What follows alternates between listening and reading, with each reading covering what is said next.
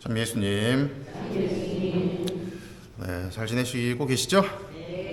뭐 맨날 보니까 잘 지내시는 것 같습니다. 자, 오늘 이사야서 말씀인데 어제 나왔던 40장의 이사야서 말씀의 이제 연장선입니다.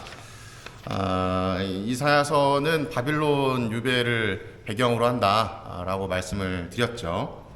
그리고 이 바빌론 유배에서 사람들이 가지고 있었던 생각 중에 하나가 무엇이었냐면 이 바빌론 유배를 당했다라는 것은 나라와 나라가 싸워서 졌다는 이야기잖아요.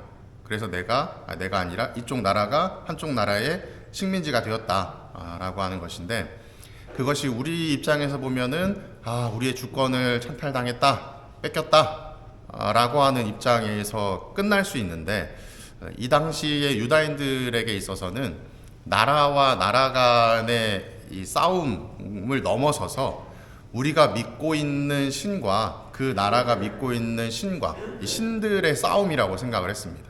그래서 싸웠더니 누가 이겼다?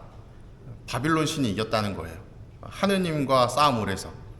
그리고 나아가서 바빌론 사람들이 하느님의 성소를 다 파괴하는 모습을 보이면서 정말 하느님보다 센 사람이 바빌론 신인가? 라고 하는 그 의구심을 갖게 된 것이죠. 그래서 거기에 대해서 이제 이사야 예언자가 무엇을 이야기하느냐? 아니다.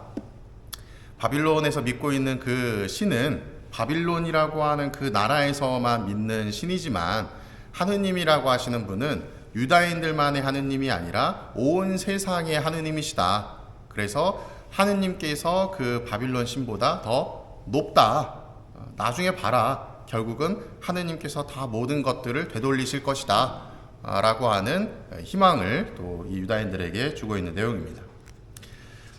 오늘 복음 내용을 보면, 그 일독서의 내용을 좀 염두에 두시고 복음 내용을 보면, 복음 내용 굉장히 짧게 나오는데, 이 고생하며 무거운 짐을 진 너희는 모두 나에게 오너라. 내가 안식을 주겠다. 내 멍에를 메고 나에게 배워라. 내 멍에는 편하고 내 짐은 가볍다.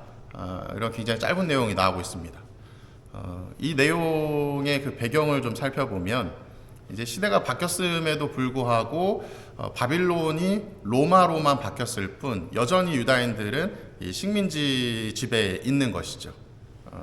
그래서 한 두 가지 정도의 이 유다인들을 힘들게 하는 요소들이 있었는데, 첫 번째는 로마로부터 지배를 받고 있는 상황 속에 각종 규제로 인해서 먹고 살기가 너무 힘들었다는 것. 여러 가지 이제 세금을 내고 하는 문제들을 통해서 또 그런 것도 있다고 해요. 성경에 보면 제가 좀 정확히 기억은 나지 않는데, 너의 형제가 나에게 몇 걸음을 가달라 그러면 그 몇 걸음이 아니라 더 가져라, 이런 내용들이 있죠. 그게 나온 이유가 뭐냐면, 당시에 로마의 군인들이 이렇게 지나가다가 이게 그걸 뭐라 그러죠? 장구류 이렇게 배낭 이런 뭐라 그래요, 목사님? 군장을 메고 막 가고 있는데 너무 무겁잖아요. 그러면 지나가는 유다인들한테 너 일로 와봐. 야, 그 군장 좀 매. 그러면 그걸 매줘야 되는 거예요. 왜? 식민지의 지배를 받고 있었기 때문에.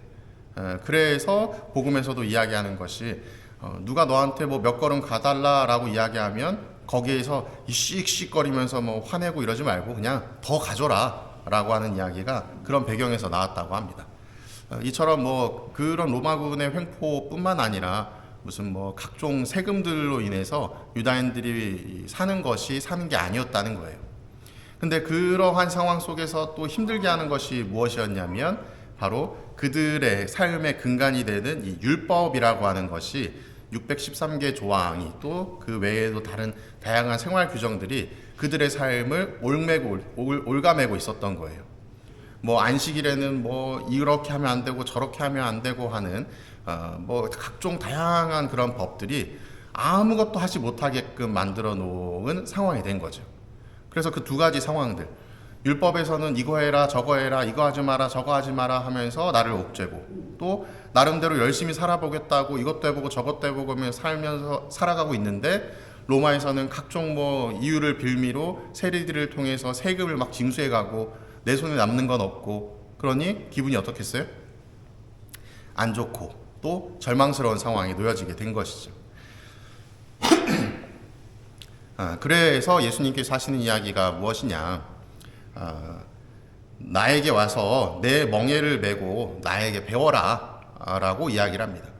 이 멍에라 함은 그 결의소를 이끄는 설명 못하겠는데 그 T자 형태로 된 이런 어깨 거는 거죠.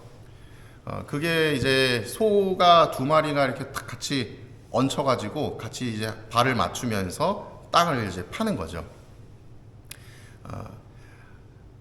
멍에를 짊어져라 라고 하는 이야기가 저에게는 어떻게 와닿냐면, 예수님이 멍에가 가벼운 멍에를 주시는 것이 아니라 멍에를 같이 짊어져 주시는 분이 아니신가 하는 생각이 듭니다. 마치 두 마리 소가 함께 앞을 향해 나아갈 때 나는 너무 힘이 없어. 근데 함께하는 소는 힘이 넘치는 거죠. 실제로 밭을 멜 때에 소를 두 마리를 데리고 이렇게 나가게 되면 한 마리는 굉장히 숙련된 소를 데리고 나가고 한 마리는 좀 미숙한 소를 데리고 나간대요.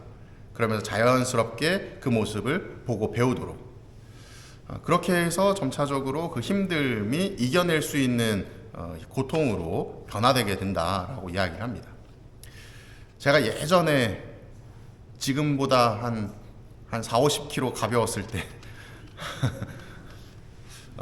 한참 날렵했을 때, 그때는 지금과 달리 등산을 참 좋아했었거든요.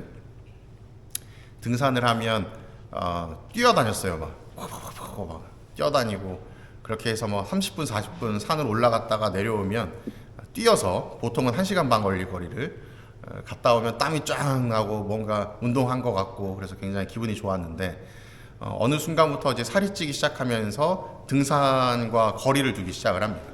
그리고 제일 결정적으로 이 군대를 갔다 오게 되면서 이제 많이 걷다 보니까 무릎이 좀 안 좋아졌어요.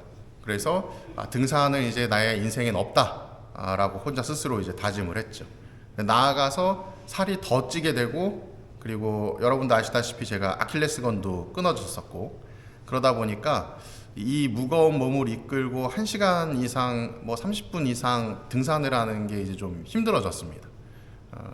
그런데 예전에 이제 조금 괜찮았을 때 등산을 했던 기억을 이렇게 떠올려 보면, 그때 당시에도 많이 쪘다라고 했지만 지금보다는 가벼운 때에 동기들하고 이제 등산을 갔는데, 몸이 무겁고 뭐 무릎도 안 좋고 뭐 난 여기 왜 올라가야 되냐 막 짜증은 나고, 그래서 뭐 올라가다 보니 숨이 턱턱 막히고 결국에는 제일 선두로 출발했지만 후미로 이제 빠지게 된 거죠.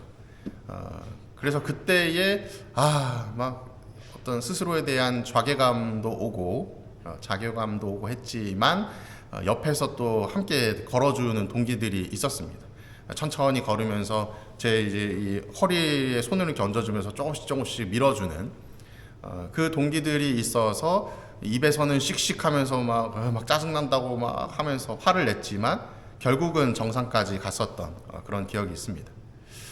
우리가 힘들고 지칠 때에 예수님께서 이야기하신 것처럼 내 멍에를 짊어져라 라고 이야기하시는 그 말씀처럼 내 옆에서는 나를 밀어주고 또 끌어주는 누군가가 분명 있다는 것입니다. 그것이 뭐 내 주변의 사람일 수도 있고, 아니면 어떤 상황일 수도 있고, 아니면 예수님 자체이실 수도 있고, 언제나 우리 곁에는 나의 고통과 힘겨움을 혼자서 감당하도록 내버려 두지 않으시는 하느님이 계시다는 사실을 기억하셨으면 좋겠습니다. 오늘 독서에서도 보면 하느님은 바빌론의 신에게 진 것이 아니라 더 커다란 계획 안에 유다인들과 또 모든 사람들을 이끌고 계셨던 것이죠. 그리고 예수님께서도 당장의 고통 속에 있는 우리이지만 그 우리의 옆에서, 곁에서 함께 멍에를 짊어지고 앞으로 나아가 주시는 분이 바로 예수님이십니다. 여러분들의 삶의 고통과 어려움 속에서도 언제나 발맞춰 주시는 예수님을 기억하시면서 포기하지 마시고 또 변화되기 위해 한 걸음 한 걸음 노력하셨으면 좋겠습니다. 사랑합니다.